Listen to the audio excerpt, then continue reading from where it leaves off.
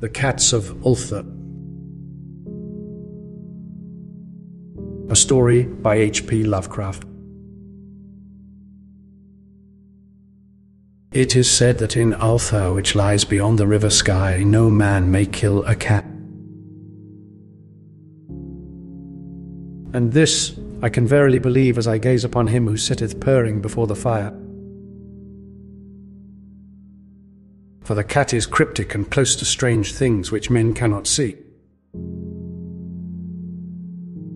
He is the soul of antique Egyptus and bearer of tales from forgotten cities in Meroe and Ophir. He is the kin of the jungle's lords, and heir to the secrets of hoary and sinister Africa. The Sphinx is his cousin, and he speaks her language. But he is more ancient than the Sphinx, and remembers that which she hath forgotten. In Ulthar, before ever the burgesses forbade the killing of cats, there dwelt an old cotter and his wife who delighted to trap and slay the cats of their neighbours. Why they did this I know not, save that many hate the voice of the cat in the night, and take it ill that cats should run stealthily about yards and gardens at twilight. But whatever the reason, this old man and woman took pleasure in trapping and slaying every cat which came near to their hovel. And from some of the sounds heard after dark, many villagers fancied that the manner of slaying was exceedingly peculiar. But the villagers did not discuss such things with the old man and his wife. Because of the habitual expression on the withered faces of the two, and because their cottage was so small and so darkly hidden under spreading oaks at the back of a neglected yard.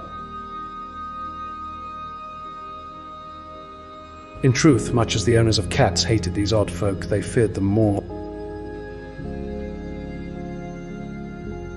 And instead of berating them as brutal assassins, merely took care that no cherished pet or mouser should stray toward the remote hovel under the dark trees. When through some unavoidable oversight a cat was missed and sounds heard after dark, the loser would lament impotently, or console himself by thanking fate that it was not one of his children who had thus vanished. For the people of Ulthar were simple, knew not whence these all cats first came. One day a caravan of strange wanderers from the south entered the narrow cobbled streets of Ulthar.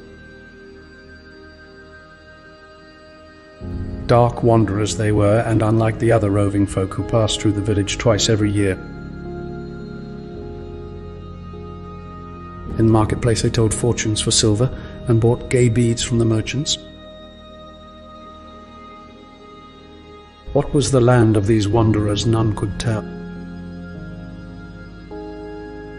But it was seen that they were given to strange prayers, and that they had painted on the sides of their wagons strange figures with human bodies and the heads of cats, hawks, rams, and lions.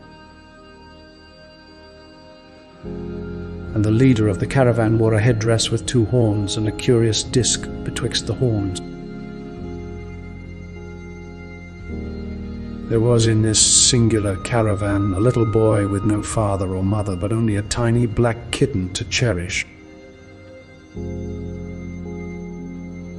The plague had not been kind to him, yet had left him this small, furry thing to mitigate his sorrow. And when one is very young, one can find great relief in the lively antics of a black kitten. So the boy, whom the dark people called Menace, smiled more often than he wept, as he sate playing with his graceful kitten on the steps of an oddly painted wagon. On the third morning of the wanderer's stay in Ulthar, Menace could not find his kitten. And as he sobbed aloud in the marketplace, certain villagers told him of the old man and his wife, and of sounds heard in the night. And when he heard these things, his sobbing gave place to meditation and finally to prayer. He stretched out his arms towards the sun and prayed in a tongue no villager could understand. Though indeed the villagers did not try very hard to understand, since their attention was mostly taken up by the sky and the odd shapes the clouds were assuming. It was very peculiar, but as the little boy uttered his petition, there seemed to form overhead the shadowy, nebulous figures of exotic things, of hybrid creatures crowned with horn-flanked discs. Nature is full of such illusions to impress the imaginative. That night the wanderers left Ulthar and were never seen again. And the householders were troubled when they noticed that in all the village there was not a cat to be found. From each hearth the familiar cat had vanished. Cats large and small, black, grey, striped, yellow and white. Old Crannan, the burgomaster, swore that the dark folk had taken the cats away in revenge for the killing of Menny's kitten, and cursed the caravan and the little boy. But Neath, the lean notary, declared that the old cotter and his wife were more likely persons to suspect,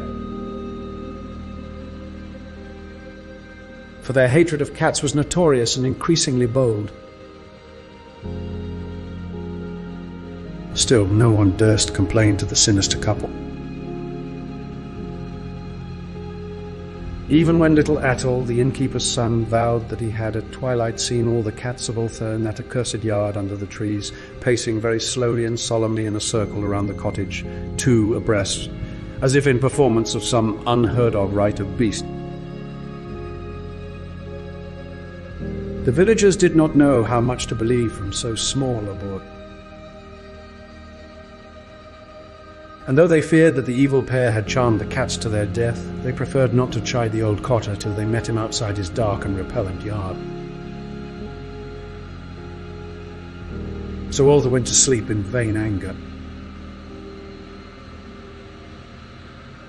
And when the people awaked at dawn, behold,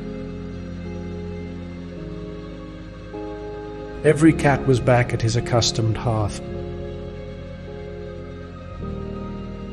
Large and small, black, grey, striped, yellow and white, none was missing. Very sleek and fat did the cats appear, and sonorous with purring content.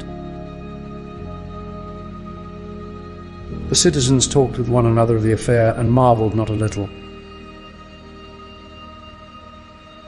Old Crannan again insisted that it was the dark folk who had taken them, since cats did not return alive from the cottage of the ancient man and his wife. But all agreed on one thing, that the refusal of all the cats to eat their portions of meat or drink their sources of milk was exceedingly curious. And for 2 whole days the sleek, lazy cats of Ulthar would touch no food, but only doze by the fire or in the sun. It was fully a week before the villagers noticed that no lights were appearing at dusk in the windows of the cottage under the tree. Then the lean Neath remarked that no one had seen the old man or his wife since the night the cats were away.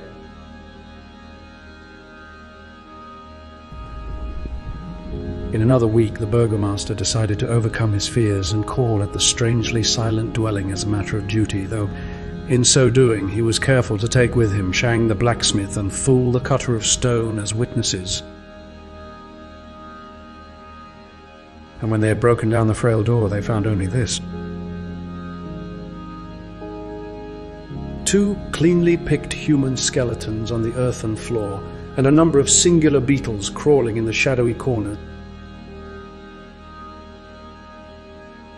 There was subsequently much talk among the burgesses of Ulthar. Zath, the coroner, disputed at length with Neith, the lean notary, and Crannan and Shang and Thule were overwhelmed with questions. Even little Atul, the innkeeper's son, was closely questioned and given a sweetmeat as reward. They talked of the old cotter and his wife, of the caravan of dark wanderers, of small means and his black kitten, of the prayer of Menes and of the sky during that prayer, of the doings of the cats on the night the caravan left, and of what was later found in the cottage under the dark trees in the repellent yard. And in the end, the burgesses passed that remarkable law which is told of by traders in Hatheg and discussed by travellers in Ner. Namely, that in Ulthar no man may kill a cat